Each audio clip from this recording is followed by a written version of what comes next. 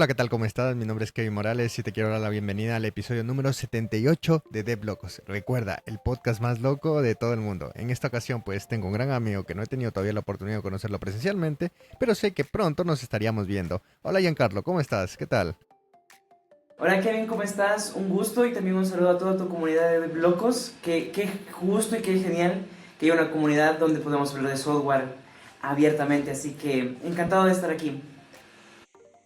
Genial, genial, Giancarlo. Muchísimas gracias por esas palabras. Y bueno, vamos a comenzar con el podcast. Y lo primero que quiero preguntarte es, ¿quién es Giancarlo Bando? Interesante, pregunta filosófica. Pero podría decirte, bueno, recientemente estuve leyendo un libro acerca de cómo uno debería definirse, definir su carrera, y llegué a la Ok, conclusión de que ahorita podría decirme que soy en español sería un artesano del software, o un software craftsman. Me gusta mucho ese concepto porque es como que ver mi profesión más allá de la tecnología que usamos, sino es... Soy alguien que le gusta mucho el software y cómo eso ayuda a resolver los problemas de la gente. Y aparte de eso me gusta, soy una persona muy curiosa, creativa, que le gusta aprender cosas nuevas, que a veces tiene miedo de resolver otras. Y sí, una persona que le gusta el software para resolver problemas de la gente. Creo que eso podría decir hoy. ok. Chévere, chévere, Giancarlo. Y ahora, ¿cómo te definirías fuera del mundo tech? ¿Quién es Giancarlo fuera de computadoras, de tecnología? Yo diría que, o sea, sacando eso como alguien apasionado, como alguien curioso, como alguien que le gusta siempre aprender cosas nuevas y como que dejar una marquita en las cosas en las que hace, independientemente de las que estas sean. Ok, ok. Chévere, chévere. Oye, vamos a empezar ya ahorita también con lo que es experiencia y vámonos a ir unos años atrás. Y me gustaría saber cómo empezó todo, cómo fue ese primer acercamiento al software, a la tecnología o en sí a la programación. ¿Qué te motivó? Es curioso porque mi historia, no sé, tú me podrías decir con las otras personas que has comentado en esos 78 episodios, pero yo podría definirme que no era la típica persona que amaba la tecnología. O sea, si me ves aquí a los 15 años, nunca hubieras dicho que yo iba a ser programador o desarrollador de software. O sea, yo era más orientado, me gusta mucho leer, me gusta mucho la historia. Entonces, incluso para mis profesores de esa época, lo que yo iba a hacer era tal vez periodista o abogado. Todo el mundo me veía por ahí. Y terminé como ingeniero en sistemas. Mi primer acercamiento está con mis padres. Mi papá es ingeniero en sistemas y mi mamá llegó a hacer la tecnología en informática. Entonces yo los vi de ellos de pequeño programando.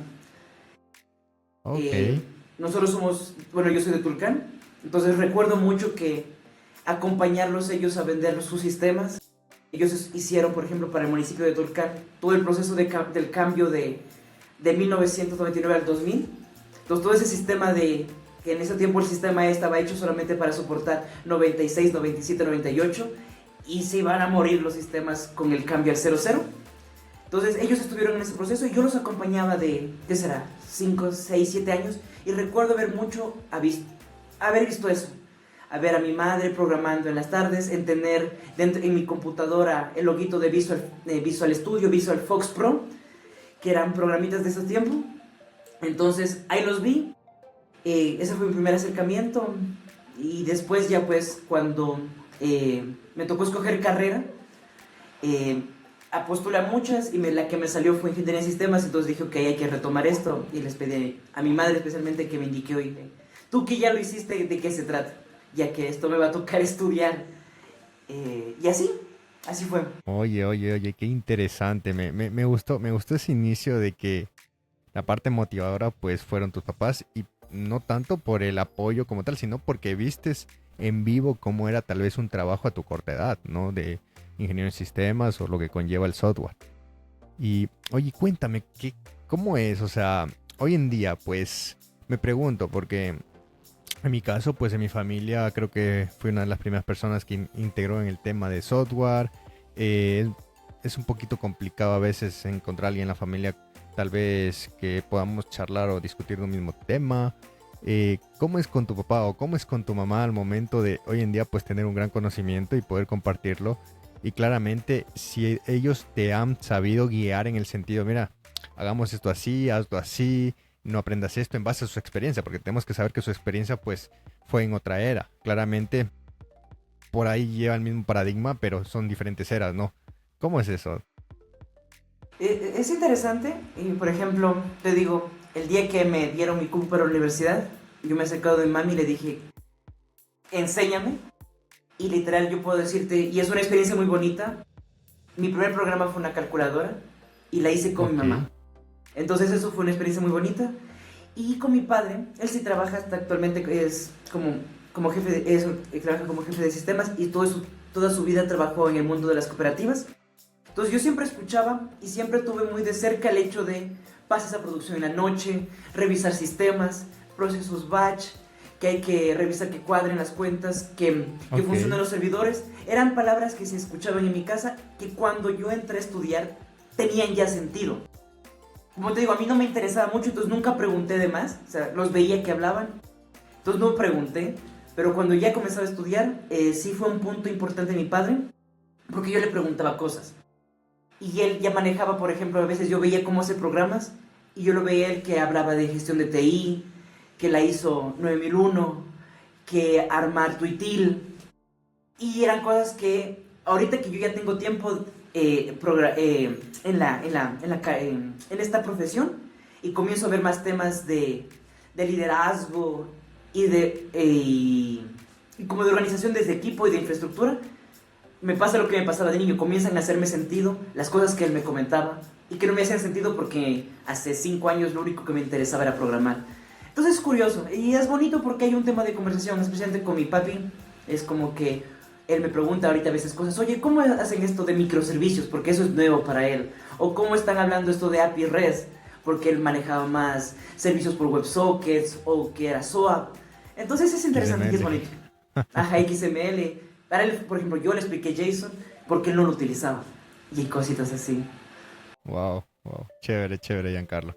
Me alegro. Bueno, vamos a seguir con tu experiencia y en este caso pues vamos a aterrizarlo un poco más y me gustaría hablar sobre lenguajes de programación y cómo has ido transicionando en tu vida desde el primer lenguaje que aprendiste hasta el día de hoy pues que estás tocando. Ya, a ver, es interesante.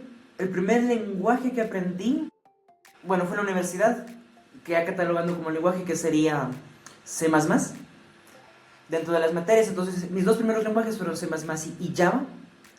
Y de ahí el que se ha vuelto como que mi punto clave fue JavaScript. JavaScript me ha acompañado en toda mi carrera y nació de la curiosidad.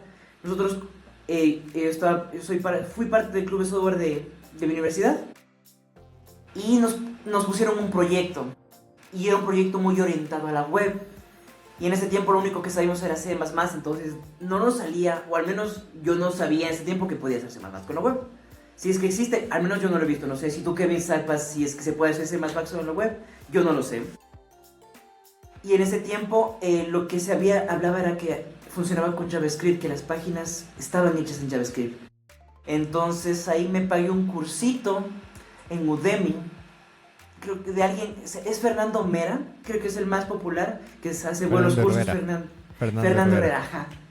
Creo que fueron mis mejores $15 invertidos porque compré su curso de Node.js de Beginner a Master y ahí aprendí mis bases.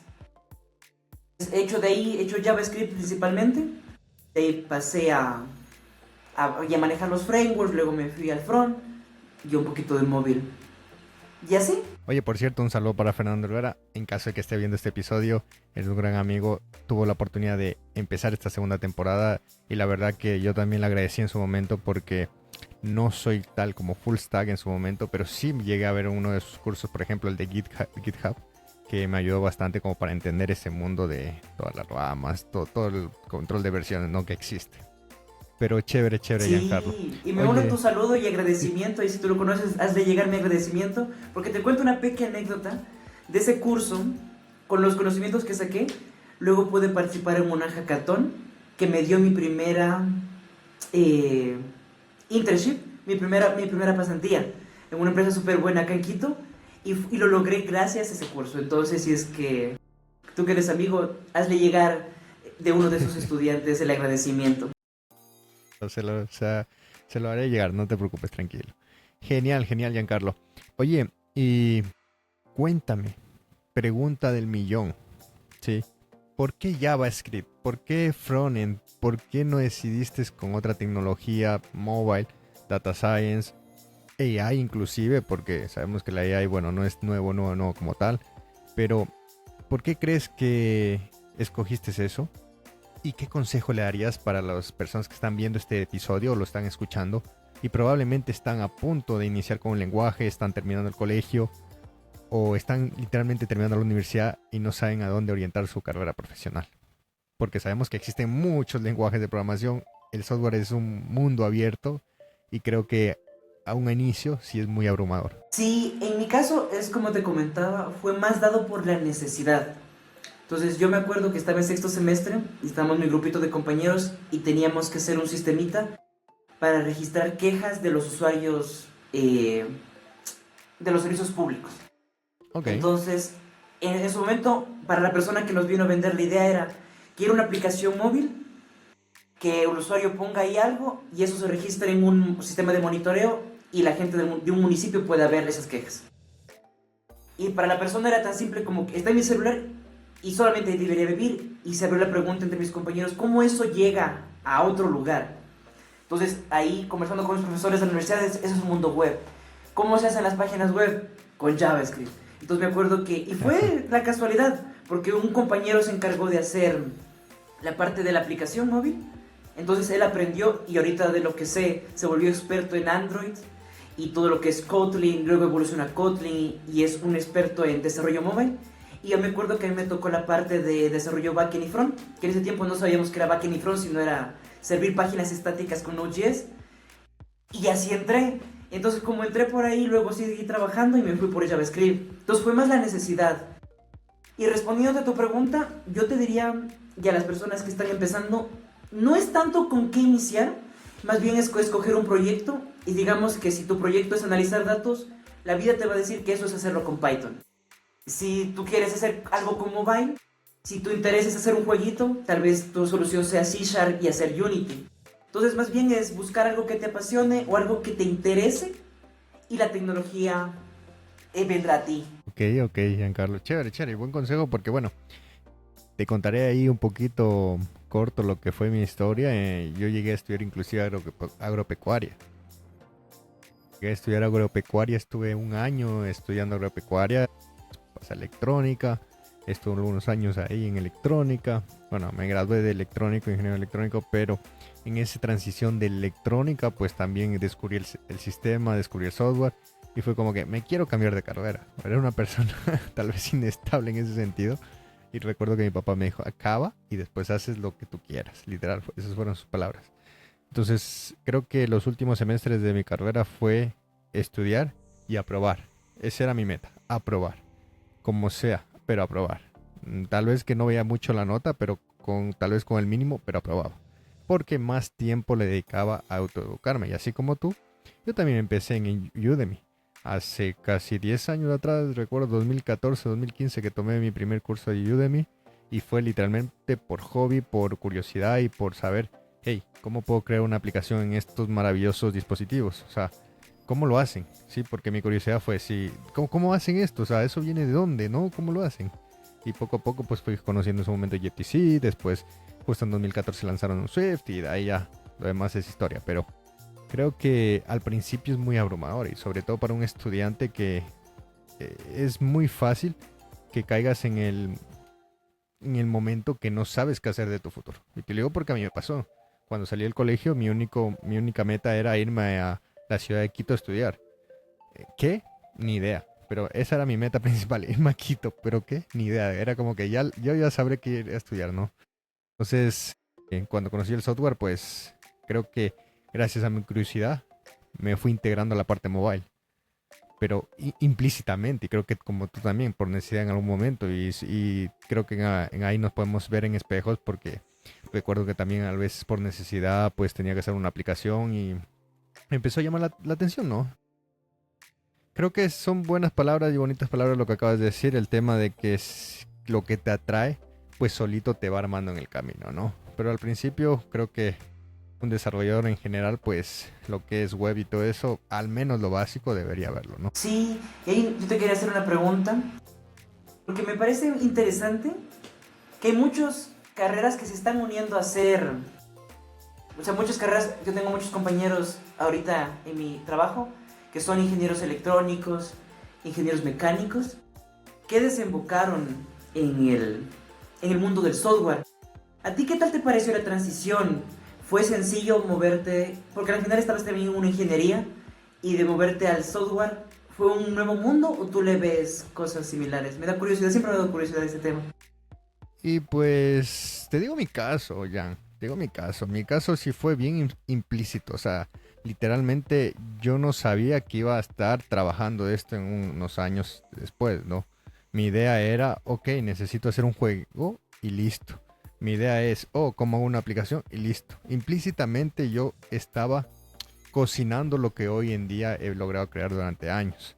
¿Sí? Y eso creo que gracias a la pasión, a la disciplina o al querer aprender más en ese momento me ayudó bastante, porque la universidad era mucho hardware, cumplía con las materias, inclusive lo puedo decir aquí en el podcast, soy ingeniero electrónico, pero no ejercí esa carrera. En muchas ocasiones pues ya ni a lo mucho me acuerdo que era un transistor, ¿no? Entonces son cosas que quedaron ahí, pero que sí me ayudaron en el tema de liderazgo a crecer, de un poco de cálculo para también saber matemáticas, todo lo que es lógica, programación. Me dieron los primeros semestres también con Java y con C. Cabe recalcar, ahí va la historia chistosa. Eh, programación 1, fallé, no pasé esa materia, tuve que repetir. Programación 2, tuve que sacar un 19.9 para pasar, sobre 20. Aquí en Ecuador se califica sobre 20. Entonces, imagínate que no era ese mi mundo. Y eso pasó en el 2013, 2014, principios de 2014. Y a principios de 2015, finales de 2014, pues conozco toda esta parte móvil. Y tuve la oportunidad que tenía una computadora Mac. Y tuve la oportunidad también de que tenía un iPod. No sé si recuerdas esos celulares. Bueno, no eran celulares, eran solo como los iPhone, pero sí. Para No escuchar música, ajá. Exacto. Solo para escuchar música era su nicho de mercado. Entonces ahí es como me llama la atención. ¿Y cuánto se me esforzó más cuando tuve la oportunidad de ir a Estados Unidos a trabajar en Work and Travel y conocí que todo estaba conectado por las apps? Y fue como que va a pedir comida por las apps, va a pedir un taxi por las apps, va a pedir un encargo por las apps, va a hacer una gestión por apps. Toda empresa tenía y me imaginé ese mundo allá y wow, dije, nosotros 2015, bueno, 2016 estuve en Estados Unidos, 2016 en Ecuador, pero ellos están en el 2040, en el 2050. O sea, esa fue mi impresión a primera vista. Regresé y fue con la idea de aprender. Y ahí fui cuando desde 2016, implícitamente, pero como te digo, a aprender. Solo por querer decirle, mira mamá, papá, hice un jueguito. Hice un juego, porque una de las publicaciones que hice fue como un 3 en raya, ¿no? Y mira, y funciona. Y a la familia, a mi abuelita, a todo el mundo le decía, mira, hice esto. Pero esa era mi meta. Hacerlo y sentirme feliz de que he creado algo. Pero nunca me imaginé que hoy iba a estar trabajando en esto. Y cuando tuve la oportunidad de conocer a un amigo que hoy en día es muy gran amigo, y lo más chistoso es que no lo conozco personalmente, pero me ha ayudado bastante. Hemos trabajado en proyectos internacionales bastante, todo chévere. ¿Y sabes cómo lo conocí? En un foro de Facebook, porque tuve un problema con un problema de una aplicación que yo estaba probando, haciendo.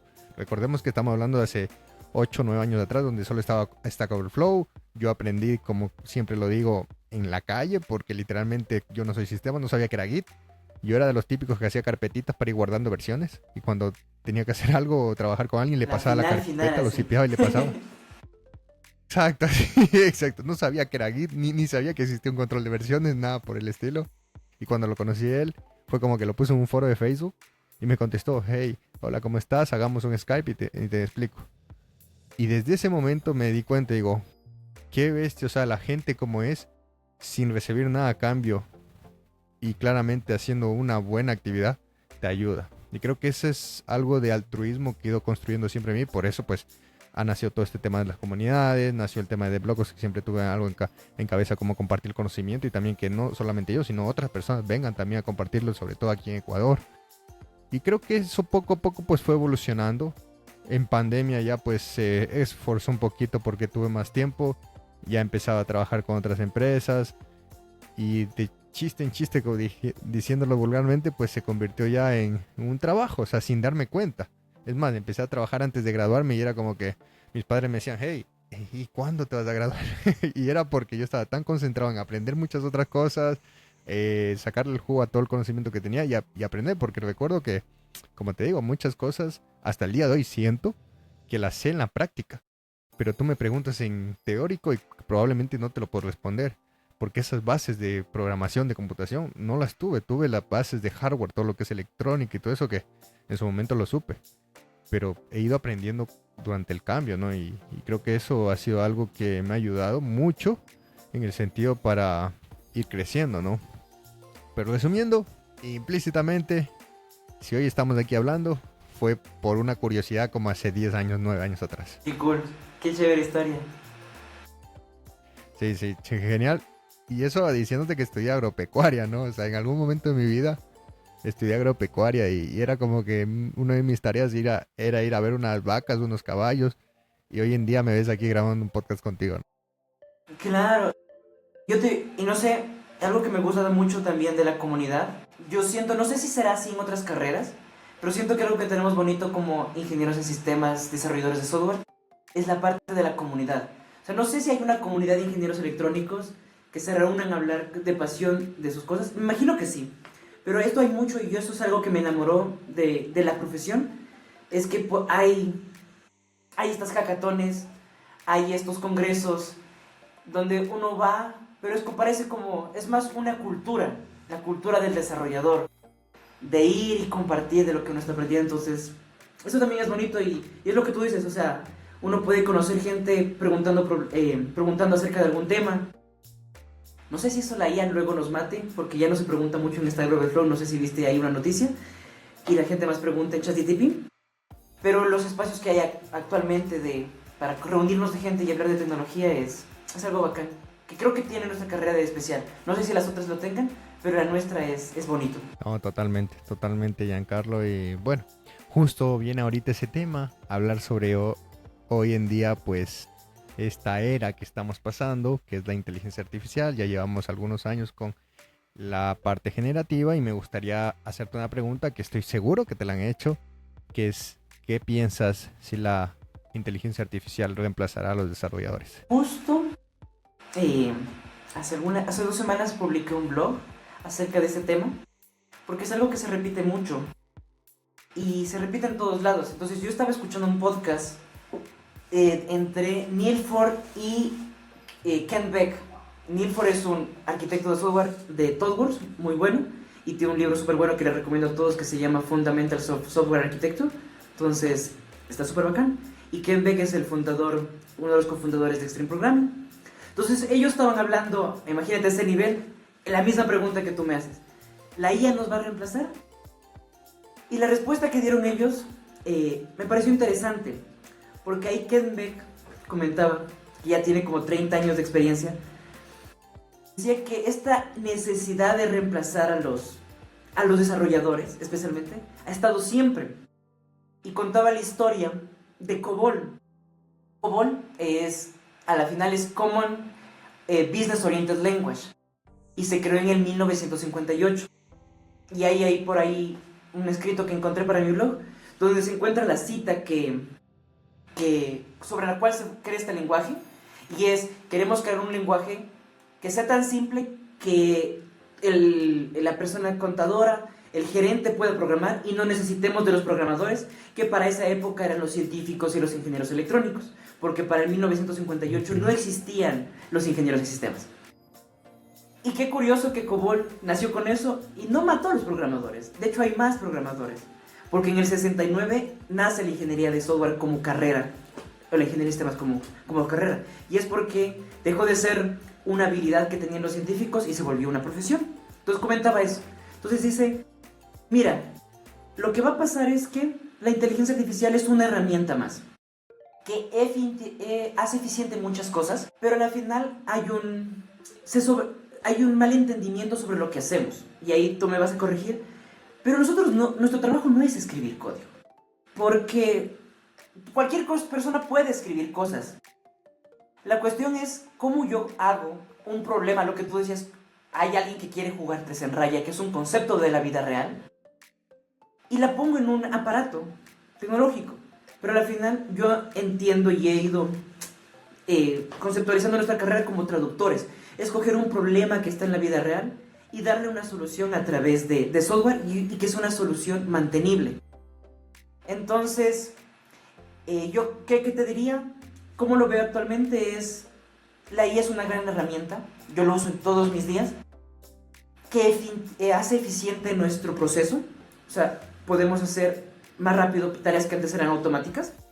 Tareas que antes eran manuales podemos automatizarlas, pero sigue habiendo sobre nosotros la carga de la decisión. Es decir, ok, ¿uso Kotlin o uso Swift? ¿Uso Nest.js o uso Express para el backend? Yo vi que te habías tenido una charla, ¿uso Firebase Real-Time o utilizo Firehose? Esas decisiones son humanas. Y esas decisiones no siempre van relacionadas a la tecnología, sino qué equipo tengo, qué presupuesto tengo. Eso la IA no nos va a resolver porque la IA tiene conocimiento pero no tiene decisión y no tiene razón. Y una cita final que me gustó de ese podcast que hablaban estas dos personas era... Ellos hablaban del paradigma de Jevons, no sé si se lo has escuchado, pero el paradigma de Jevons es un concepto de arquitectura que dice, de economía, que dice que cuando algo se hace más eficiente, el consumo, cuando nosotros hacemos más eficiente un proceso, lo que pasa no es que la gente deja de utilizar menos eso, sino que se utiliza más. Y un ejemplo claro son los lenguajes de programación. Hemos trabajado desde que nacieron en hacerlos más sencillos, porque supuestamente la idea es que todo el mundo programe. O sea, eliminamos los programadores y que todo el mundo pueda programar. ¿Y qué ha pasado? Eso no ha pasado. ¿Pero qué hay? Hay más programadores. Entonces, a futuro yo creo que vamos a tener más gente programando en problemas que ni siquiera imaginamos y quizás gente resolviendo problemas que la inteligencia artificial va a provocar. Porque nosotros, si es que dejamos a la IA que haga todo, imagínate, yo me imagino un montón de bugs que van a aparecer ahí. Si actualmente nos cuesta conseguir al desarrollador que hace 2 años hizo algo y no documentó y ya ni se acuerda, imagínate lo que va a ser leer código generado por IA que nadie sabe cómo funciona. Entonces yo creo que va por ahí. No sé, ¿tú cómo lo ves? No, totalmente. O sea, hoy en día la AI para nosotros es una herramienta y lo he repetido muchas veces y sinceridad total, ¿no? Aquí creo que tanto como tú como yo lo usamos, pero es para ahorrar tiempo, no para generar algo mucho más rápido en el sentido de que, no, pues me dejo esto haciendo y me voy a tomar un café y después mando a producción y suerte o muerte, ¿no? La idea aquí es ahorrar tiempo y claramente con criterio. Justamente la semana anterior publicaba también un post en LinkedIn y decía, mira, acá algo que me sorprendió. Y te digo porque empecé a usar un IDE, que hoy en día pues de Blocos es embajador, que es Cursor. Me gustó porque yo estoy como mobile acostumbrado a usar pues Xcode y Android Studio, que son los IDEs propios y no tan versátil como VS Code, Cursor, entre otros, sino que estaba encerrado en ese tema por el trabajo mismo, ¿no? Entonces me di la oportunidad ya de conocer ya algunos meses Cursor, pero nunca lo había manejado así al 100 en un proyecto. O sea, y literal dije, voy a hacer esto, a ver qué puedo conseguir. Y literalmente generé una aplicación en febrero de este año en iOS con SwiftUI, la hice, ponle que me demoré tal vez unos 3 semanas por ahí también con AI, pero haciéndole preguntas, ¿no? Probablemente a ChatGPT o a DeepSeek, recuerdo que en ese momento estaba, y bueno, acelerando, ¿no? Y claramente teniendo el criterio y sabiendo qué lógica iba a armar. Pero lo que me sorprendió, que ahora la aplicación de Android, que era ahora faltante, literalmente la hice en 3 días. Y fue porque ya tenía el contexto, le expliqué muy bien, le dije, mira, es esto, le dije, vamos, vas a tener que seguir la arquitectura en BBM, organízalo de esta forma, o sea, por poco y le di una carta de lo que tiene que hacer. Le generé unas reglas que no puede, o sea, que tiene que cumplir, y lo hizo. O sea, y mi trabajo fue solo ir verificando que esté ok y que claramente esté en la arquitectura bien y que se esté conectando a Firebase y todo, y listo. Imagínate si no tuviera ese conocimiento, probablemente lo hubiera pedido, lo hubiera hecho, bien o mal, pero tal vez ahí quedaría. Y si yo quiero meter un cambio, Es más, en Cursor, pues, podría, como si has usado Cursor o alguien ha usado Cursor aquí, pues puedes etiquetar las clases, puedes etiquetar los métodos. O sea, literalmente necesito esto, que cambies de esta forma. Y le daba contexto del proyecto que había hecho de Swift. Entonces, prácticamente pude hacer una aplicación muy rápido. Y dije, wow, o sea, al principio pues, puedo hacerla muy rápido en iOS X, pero replicarla en otro lenguaje, si tienes el conocimiento, el criterio, puedes ahorrar mucho tiempo. Y a eso voy, el ahorrar tiempo, el generar más tareas, el poder en tu trabajo pues ser más productivo, que llegues a una meta más rápido. Entonces la AI vino acá para quedarse, pero no para quitarte el trabajo, sino para ayudarte. Los que sí pueden estar peligrando, probablemente los que no se adapten con esto. Los que digan, bueno, yo voy a programar en BIM, en terminal, y te voy a hacer una aplicación ahorita, sin usar AI, sin usar nada y pura cabeza. Ok, está bien, pero las eras cambian, todo va evolucionando y creo que somos seres que tenemos que adaptarnos también. Eso, Giancarlo. Sí, estoy de acuerdo contigo y no sé si, por ejemplo, yo como te contaba, he hecho más JavaScript y me dio mucho curiosidad hacer Python. Entonces, yo no sé Python y lo utilicé, en ese tiempo tenía ChatGPT, todavía no tenía el Copilot. Igual que tú, en cambio, lo utilicé como para aprender. Entonces le dije, oye, quiero esto en Python. Lo que hago en JavaScript, ¿cómo lo haría en Python? Imagino que tú hiciste lo mismo entre el Swift y Android, ¿no es cierto? Y digo, en JavaScript yo tengo, el controlador se define de esta manera. ¿Cómo lo hago en Python? En Django. Y me decía, así, ok. Y vas probando. Entonces creo que nos ahorra tiempo y creo que nos ayuda a estudiar. Porque dijiste algo importante, y es algo que decía otro autor. Nos ahorra tiempo. Y la pregunta que nos queda es, ¿qué hacemos con ese tiempo libre? Porque, ok, algo que nos tomaba 4 días, ahora lo podemos hacer en uno. Tenemos 4 días libres. Entonces creo que ahí está el reto de lo que nos va a tener vigentes, porque creo que ahí el reto que tenemos como profesionales es seguir aprendiendo. Porque entre más bases tengamos, ya sea del lenguaje o de la herramienta que usemos, mejores preguntas vamos a poder hacer, mejores prompts vamos a poder construir y creo que vamos a generar mejores aplicaciones. Creo que va por ahí también. Totalmente, totalmente. Y creo que vamos en sí a aprender mucho más rápido. O sea, porque también la AI es un arma de doble filo. O sea, muchas ocasiones lo he comentado en el podcast y es, ok, ¿qué pasa con esas personas que están empezando desde cero? Ok, si no saben usar bien la inteligencia artificial o los agentes, pues probablemente no aprendan y dependan de algo a futuro. Ese es un arma de doble filo que yo le veo. En caso de nosotros, pues, como te contaba anteriormente, en mi experiencia, recuerdo 2016, 2017, hasta el 2019 por lo menos, que todo era Stack Overflow. Y creo que me definía como un experto en buscar en Google, te juro. Era como que yo estoy aprendiendo a buscar en Google con pocas palabras. Con pocas palabras sé llegar a lo que quiero. Te cuento algo, y es algo, tú no lo viviste porque no estuviste en la carrera, pero por ejemplo, mis profesores de la vieja guardia veían con recelo, decían, ¿por qué buscas en Google? Deberías saber. ¿Por qué preguntas? Y había los programadores de la vieja era, ¿por qué preguntar en Stack Overflow? Eso está mal. Tú deberías saber las cosas, deberías leer la documentación. Y ahorita cachas que lo que se va quedando y la gente dice, no, es que preguntar en Stack Overflow y le ven malo la IA. Es como que curioso cómo va pasando lo que tú dices, lo de las eras. Y al final es aprovechar las herramientas. Totalmente, o sea, antes era ir a Stack Overflow y literal tomar un trozo de código, traerlo para acá, pegar ese bloque de código, ver si funciona, si compacta, si no. Inclusive yo me acuerdo que tenía por ahí online, encontré una herramienta que traducía de Swift a Kotlin o de Swift a Java. O sea, eso que hoy en día es literalmente, oye, tradúceme esto a Python. Así. Y listo, ya. Independientemente de qué vas a hacer, pero te lo traduce tal cual.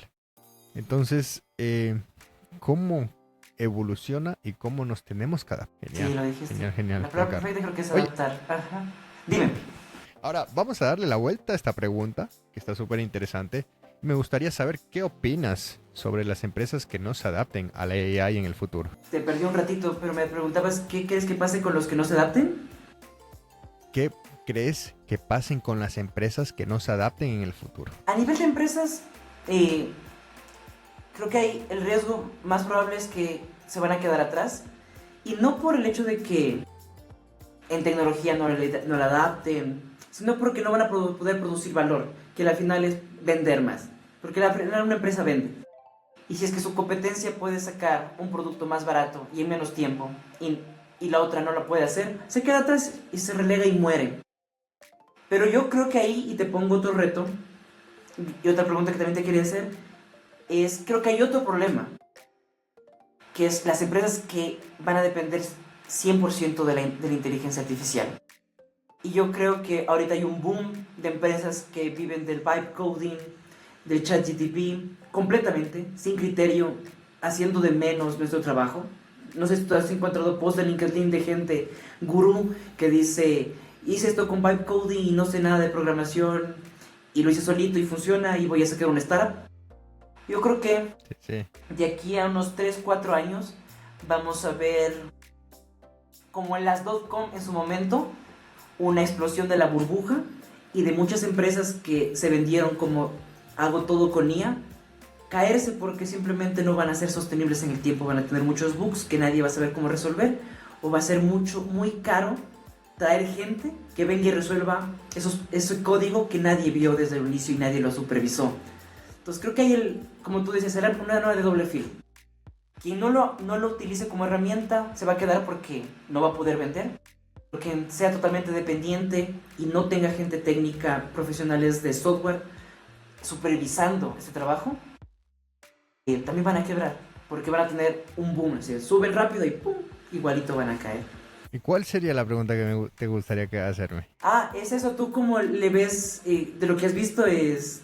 ¿qué opinas de las empresas que se están yendo completamente a usar inteligencia artificial? Y vibe coding y esas herramientas. Yo creo que está bien y está mal. Está bien si tienes a las personas correctas. Porque como te dije en un momento, nos vamos a tener que adaptar. ¿Qué quiere decir eso? Que los desarrolladores vamos a tener que saber manejar el bytecoding de una buena forma, claramente. Y también cómo poder ahorrar el tiempo al momento de desarrollar. Y no solo darle clic, irnos a tomar un café y nos vemos en 8 horas. Entonces esos desarrolladores van a crecer. Tal vez en plusvalía X va a haber esos desarrolladores. Probablemente va a ser el senior del futuro que sepa manejar todas estas herramientas en menor tiempo posible. Ahora, si estas empresas tienen ese tipo de desarrolladores, pues van a construir un producto de calidad muy rápido y probablemente con un seniority en el que saben qué están haciendo y qué están pidiendo y dando unas buenas instrucciones y buenos prompts. En caso de que contraten desarrolladores que dan clic, que van a pito.com, desarrolla tu aplicación en un solo prompt, ¿qué va a pasar? Que nadie va a saber cómo se hizo eso, como tal tú lo dijiste. ¿Va a funcionar? Bien, pero el momento de, después de 4 años, le digan, oye, modelo de negocio cambió, vamos en vez de vender pan, vamos a vender aguas, pues, ¿qué hacemos? Imagínate un proyecto de 4 años, lo grande que puede llegar a ser, y peor con código que tal vez no esté ordenado. Entonces, si aún así, hoy en día, y quitando de la AI y de la era de estos últimos años con los agentes, existe la deuda técnica, imagínate con AI después de unos años. O sea, si humanamente existe la deuda técnica que nosotros mismos lo hemos hecho en algunas ocasiones, veamos con un robot que probablemente no entiende el contexto. Sí, o sea, hay que tener ahí cuidado. va a estar interesante. Sí, y justo algo que leía, por ejemplo, y lo que comentábamos antes de los juniors tomando este tema, hay también un tema de seguridad. Porque, por ejemplo, la IA quiere hacer algo rápido y hay un caso. No sé si todos, bueno, yo en JavaScript hay un temita para generar los UUIDs. Y si uno le pregunta al Copilot o al ChatGPT, lo que te recomienda es usar la versión nativa de Node.js, que es a través de Crypto. Pero esto te genera UUIDs cortos que no son muy seguros y por lo general lo que se pide es usar otras librerías como NanoID o UUID que son más robustas. Pero necesitas tener el contexto. Pero si es que lo tomas de cero y lo pones, estás metiendo librerías con vulnerabilidades. ¿Quién no nos dice que va a haber gente, y ha de haber hackers, poniéndole a los LLMs información para que luego los resultados que nos den deje por detrás en nuestro código backdoors, entonces también va a haber problemas de seguridad interesantes, porque es lo que tú dices, al final nadie está viendo ese código. Y si es que antes nos preocupábamos porque eran las personas las que nos olvidamos qué hacía qué o qué función, a futuro con código que nadie ha visto, va a ser interesante, pongámoslo interesante, para no ser muy caótico, muy dramáticos. Chévere, chévere, Giancarlo, que conversar.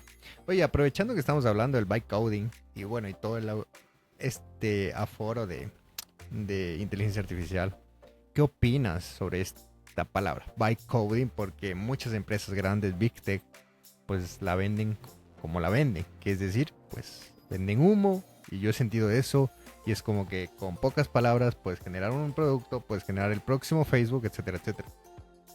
Pero nosotros como desarrolladores sabemos cuál es la verdad al poder desarrollar una plataforma tan grande como por ejemplo Facebook. Entonces, ¿qué opinas de la gente que está creyendo o cree que va a hacer eso? Porque igual el otro día veía en YouTube a una persona que literalmente decía, la primera aplicación la hice en 10 minutos sin saber programar y en Android. Y me tomé el tiempo de ver partes del video y veía que tomaba Android Studio, que se iba a tal sitio, o sea, que veía temas de programación. Pero se notaba mucho que también no tenía conocimientos de programación. Al final, te resumo que hizo, es un to-do list. ¿A qué voy? Una aplicación de to-do list tal vez te sirva a ti, a ti, a ti, a ti. Pero al momento de escalar, pues no creo que puedas crear un producto tan grande como Facebook. ¿Cuál es tu perspectiva a eso? Justo veía en Twitter, ahí, un gurú de los que llevan el tema del bytecoding, no me acuerdo ahorita el nombre, ponía un post que decía, el nuevo lenguaje de programación es el inglés. Como que haciendo referencia a que ya no vamos a tener necesidad de aprender Python, JavaScript, TypeScript o cualquier otro lenguaje, y que lo único que vamos a necesitar para programar es el lenguaje natural. Y se abre una conversación sobre este tema, porque esto nace de lo que te comentaba antes, y no sé si tú estás de acuerdo conmigo, que es un mal entendimiento de lo que es nuestro trabajo. Porque el trabajo no es escribir código, porque es muy fácil, y de hecho JavaScript es súper fácil. Uno pone if es esto, pasa esto, else pasa esto, o sea, son 4 líneas. ¿Y qué significa? Si esta condición se cumple, hagamos esta función, else, hagamos esta función. Y en Python es mucho más simple porque está optimizado para hacer el lenguaje más simple. Pero, ¿de qué sirve escribir código si eso no responde a solucionar algo mantenible? Entonces, como yo lo veo es que estamos vendiendo humo. Yo veo gente que está haciendo aplicaciones y ya hice mi página web en 5 minutos. Pero ¿qué pasa si te piden cambiarle algo? ¿Qué pasa si ya quieres automatizarla? ¿Qué pasa si tú quieres, no sé, integrarle un blog a tu página web? A menos que hagas si no sabes, vas a hacer un Frankenstein o vas a tener que estudiar lo que no quisiste estudiar en un primer inicio. Entonces va por ahí. Y yo creo, yo vi un video de Freddy Vega que decía, el lenguaje más simple para programar son los lenguajes de programación. Y hay algo que es muy simple. Entonces, porque no sé si te ha pasado, yo ahorita estoy experimentando con el API de ChatGPT, el del OpenAI, para hacer algunas cosas, y tengo que poner un prompt largo.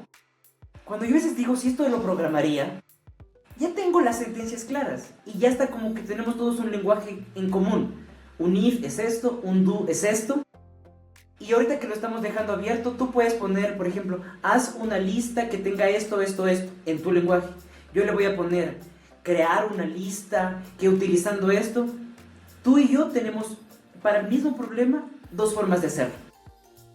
Que ya había ese problema actualmente en los lenguajes, pero al menos teníamos como que un concepto de que tú usas un if y yo uso un if. Ahora eso se está perdiendo. Y eso genera problemas, porque perdemos el lenguaje común que había. Entonces, yo no creo en el bytecoding, pero creo en lo que hablamos antes, es, ok, yo ya sé que es un if, le digo a ChatGPT, hazme un if con esta condición. Porque eso ya no lo quiero escribir, quiero que me los hagas. Quiero un if, el else, Como antes utilizábamos los linters que ya nos daban automáticamente ciertas estructuras. Eso puede hacer, pero no creo en el bytecoding, al menos no me han convencido. Sí, bueno, la verdad que igual el bytecoding, como te dije, hay gente que va a estudiarlo, va a adaptarse y para mí pues son las personas del futuro en el desarrollo, ¿no? Y que van a tener que dominarlo, no necesariamente pues estar ahí con ello, pero sí dominarlo. Como en algún momento pues salió la web y claramente era una forma muy accesible de encontrar mucha información, pero también de hacer muchas otras cosas. ¿Por qué crees que nació la Deep Web? ¿Y por qué crees que hoy en día pues ya las bibliotecas ya están bajando, ¿no? Son cambios, adaptaciones que nos tenemos que ir viendo y capaz pues ese desarrollador senior, ese desarrollador intern, bueno, va a ir cambiando y mejorando y probablemente tengamos otra definición después. Eh, Eso, mi estimado Giancarlo. Entonces vamos a seguir ahora sí con el tema principal que me llama la atención, que es del código al negocio, construyendo un software con un enfoque DDD. Ahora sí, enfoque DDD. ¿Me podrías explicar y definir qué es este enfoque para la comunidad de DevLocos? Sí, DDD Domain Driving Design, es Design Driving, a ver, me perdí. Es diseño orientado al dominio. Todas tienen D. Sí, es una metodología de software planteada en el 2003 por Eric Evans. Ahí tiene un librito que dice diseño orientado al dominio, cómo manejar software complejo, para manejar la complejidad del software. ¿En qué consiste? Consiste en que, y voy a tomar el ejemplo que tú dijiste, hay software muy simple, el to-do list, pero eso no funciona en la vida real. En la vida real hacemos sistemas bancarios, hacemos sistemas de seguros, hacemos páginas como Facebook, hacemos sistemas como Uber, donde nuestro código base en muchos casos son, me acuerdo cuando yo empezaba a trabajar, todavía tenemos el concepto de monorepos. Tenía un monorepo de como 500,000 archivos y había archivos que tenían como 500 líneas de código, que ya era malo, ¿no? Porque la regla dice que no tenga archivos tan grandes, pero teníamos un base code muy grande, donde si te preguntan a ti, viene alguien que no sabe de tu código, te dice, ¿dónde está esta regla de negocio? Por ejemplo, la regla de negocio, que toda la gente que ingresa a tu plataforma tenga que ser mayor de 18 años, por ejemplo, si quieres poner una página picante. Eso se puede perder en tu código, ¿no es cierto? Porque puede estar metido en un if, en la línea 453, dentro de un montón de cosas. Entonces lo que te plantea Eric Evans en esa época es que lo que nos está pasando como programadores muchas veces es que nos dejamos llevar por la tecnología y nuestro código lo orientamos a la tecnología y no al negocio al que responde nuestra tecnología. Un ejemplo, el patrón MVC. Nosotros organizamos actualmente por modelo vista controlador. Entonces tú tienes una carpeta que se llama controladores, donde tienes 20 archivos de controladores, pero que no se relacionan entre sí. E incluso yo he llegado a ver codebase que tienen un archivo de controlador con 1000 en post, get, request y así. Y ahí queremos ordenar y lo metemos como que archivitos en users, no sé, devices. Pero estamos organizando el código y construyendo nuestro código orientado a la tecnología que usamos, más no al problema que respondemos. Entonces, DDD lo que plantea es, ok, pongamos al negocio en el centro y comenzamos a construir software que hable el lenguaje del negocio. Entonces, ahí te plantea ciertas prácticas, ciertos approaches que te dicen cómo modelar tu software basado en las reglas de negocio y basado en lo que tu empresa te pide que hagas. Va por ahí, a alto nivel. Ok. Y oye, para llegar a tener este conocimiento, igual, para la comunidad de DevLocos, ¿qué camino, qué path necesitamos seguir? Ya que probablemente este tema de DDD pues tenga que ver con alguna tecnología en sí y tal vez tendríamos que tener algunos conocimientos básicos. Te lo pregunto porque probablemente esté viendo a alguien y diga, oye, me interesó Giancarlo eso, ahora, ¿cómo llego a aprender sobre esto? Sí, verán, yo les puedo contar desde mi experiencia lo que he tomado.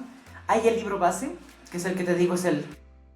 No sé por qué ahorita se me fue las siglas y voy a quedar mal como alguien que está hablando de DDD, pero se me fue en inglés, que es un libro que dice DDD, Domain Design Driving Domain. Ay, qué bestia. Bueno, el DDD, que se llama Tackling the Software Complexity. Ahí lo pueden buscar. Eso, muchas gracias. Estoy Domain Driving Design. Gracias. Diseño orientado al dominio. Entonces, si ahí tú le ves, porque ahorita estoy lejos de mi compu, hay un librito azul que puedes ponerle Eric Evans y le podemos compartir a la comunidad. Es el libro base que habla de este tema. Y de ahí yo le recomendaría un pad en Pluralsight, muy bueno, sobre las bases de DDD y cómo irlo aplicando en el código. No es agnóstico a la tecnología, porque es más bien una metodología de trabajo que te dice cómo organizar el software. Por ejemplo, no sé si te ha pasado a ti, pero con nosotros cuando construimos en programación orientada a objetos, las entidades están muchas veces ligadas a lo que se ve en la base de datos, ¿no es cierto? Tú dices, voy a crear la entidad usuario, y la entidad usuario tiene el ID, tiene el nombre, el created add, y a la final lo que está en tu código es la réplica de lo que está en la base de datos. Lo que te dice DDD es no. Una cosa es la persistencia, pero tu entidad es un objeto de negocio. Ejemplo, el usuario. El usuario va a ser diferente para Uber que para Facebook. Entonces, dentro del contexto, y DDD lo denomina como dominios, dentro del dominio de Facebook, un usuario, ¿quién es? Es una persona que tiene interés de conectar con gente. Entonces, ¿qué propiedades tiene? Va a tener un ID, un nombre, sus intereses y sus amigos, ¿no es cierto? Eso es un usuario para Facebook. ¿Qué es un usuario para Uber? Es alguien que quiere conseguir un taxi. ¿Qué propiedades va a tener ese usuario? Va a tener un ID, va a tener una dirección. Por ejemplo, en Uber es muy importante el campo dirección. Tal vez para Facebook no tanto. Para Facebook es más importante la lista de amigos. Entonces, comenzar a construir nuestras entidades desde el dominio, desde el por qué yo construyo algo, nos permite construir mejor software, porque como le ves, vamos construyendo software que responde al negocio y no a la tecnología. Oye, muy interesante esto y de verdad vamos a ir con el siguiente mini tópico del tema principal. Cómo lo hablas, la parte del código al negocio, ¿sí? Y qué es ser parte del negocio y qué es ser parte del software para Giancarlo Bando. Sí, justo esta es una reflexión que he tenido en los últimos años, y es quitar un poco el ego, no sé si te pasa, y es entender que nosotros como ingenieros en sistemas y lo que hacemos nunca es un fin. Nosotros siempre somos medio. O sea, dentro de una empresa, si es una empresa de tecnología, Facebook es una empresa de tecnología, pero sus ingenieros no son el fin. El fin de Facebook es que la gente se conecte entre sí. Y eso es importante de entender, porque a veces cuando queremos construir software, decimos, ok, vi esta tecnología, voy a usarla. Y la última, y quiero hacer esto. Y a veces eso choca con el negocio, porque el negocio dice, ok, pero tenemos el presupuesto para eso, nos da el tiempo. ¿Es necesario? Porque a veces queremos hacer la mega refactorización para migrarnos a una nueva tecnología, cuando tal vez lo que te dice tu negocio es, oye, yo quiero esta nueva funcionalidad, por ahora no me interesa, o no es tan importante que hagamos eso. O cuando decimos, quiero hacer un refactoring completo que me va a tomar 6 meses, y tu negocio te dice, hey, 6 meses no me puedes parar. ¿Quieres hacer? Dime. Entonces ahí, por ejemplo, uno de los conceptos que te dice DDD es, identifica tus dominios, tus subdominios, que es, ahí para hacer una explicación rápida, el dominio es como que el concepto general en cual se engloba tu solución. Pongamos un ejemplo, Facebook es una red social, eso es un dominio, pero dentro de una red social hay muchas cosas. Hay el módulo que administra los usuarios, hay el módulo que hace las conexiones, el módulo de los posts, esos son los subdominios, y cada subdominio tiene su mundo. Entonces, si tú identificas, por ejemplo, en Facebook, ¿qué es más importante?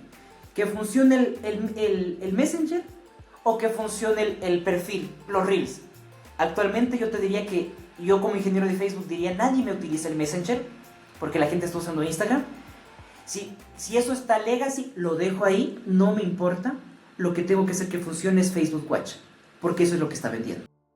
Ese conocimiento, el acercamiento que te da DDD es tener estos insights. Entonces, si que tú quieres plantear un refactoring, jamás lo vas a plantear desde el Messenger.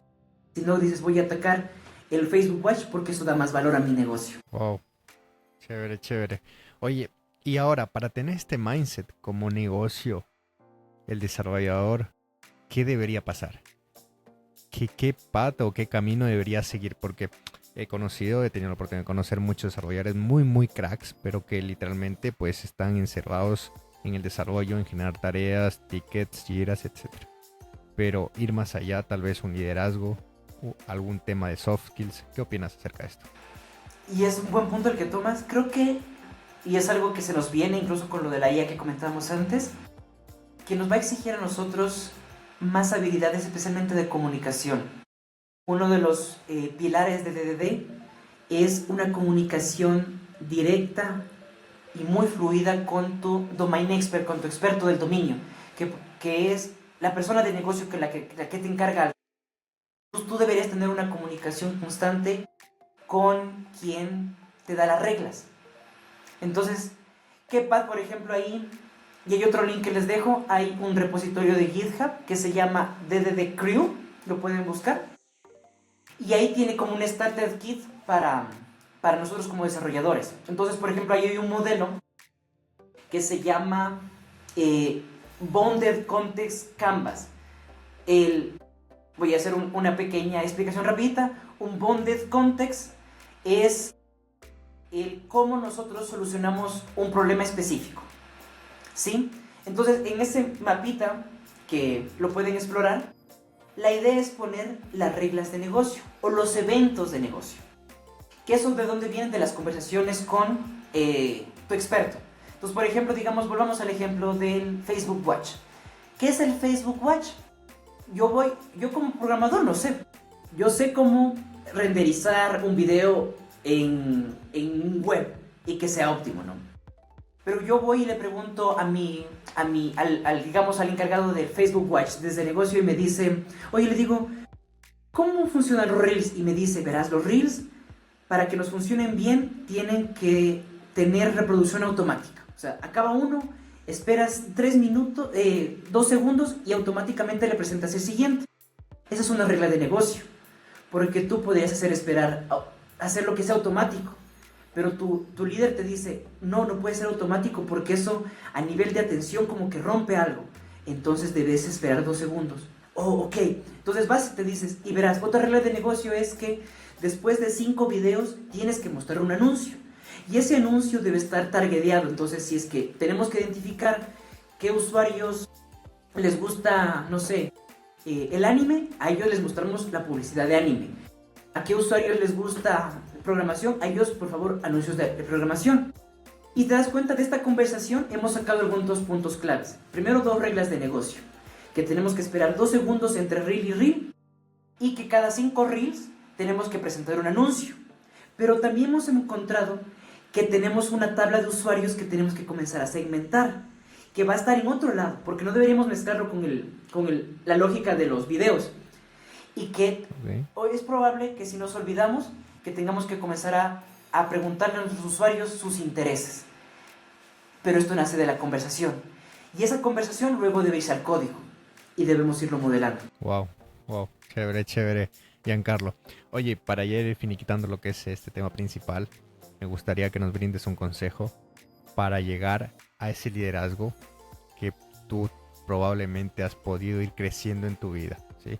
Prácticamente cómo pasar de un desarrollador a un referente técnico o a un líder en algún rubro. Yo les podría dar el consejo que a mí me dio un dev que yo admiraba en una empresa en la que estuve, es sean curiosos y no tengan miedo de levantar la mano.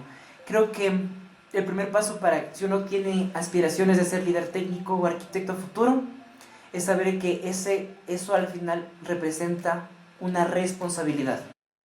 Entonces, si uno puede desde ir jugando con la responsabilidad antes, lo puede hacer levantando la mano. ¿Qué quiero decir con esto? Digamos que tú eres un desarrollador mobile, en tu caso, y tú te das cuenta que algo está mal en tu aplicación y que se podría optimizar. El primer reto sería decir a tu líder técnico, oye, mira, esto se puede hacer mejor, me gustaría liderar este proyecto. Y con estas pequeñas cosas, alzando la mano, viendo los problemas que hay en el código, tú vas a poder tener esos proyectos que tú vas a liderar y que posiblemente te digan, ok, tu líder técnico te diga, chévere, te voy a dar, ahí apóyate con esta persona. Entonces ya vas a liderar a una persona. Luego te van a pedir a dos y vas a hacerte más visible en el lugar en el que trabajes y eso va a desembocar a futuro en que te digan, hey, Kevin, lo estás haciendo genial, tus ideas son chéveres, creo que es momento de que no solamente hagas cosas, sino que ahora propongas. Genial, genial, chévere, Jan. Bueno, vamos a pasar al siguiente tópico del podcast, que es básicamente una pregunta, y es, ¿qué le dirías a tu yo de hace 10 años atrás? Hace 10 años tenía 18 y estaba empezando mi carrera, estaba en primer semestre. Lo que le diría que primero que se sienta muy agradecido por la decisión que tomó. Como te contaba, cuando entré a la carrera tenía muchas dudas. En mi caso solo opuesto al tuyo, yo tenía muchas dudas de por qué estaba estudiando eso.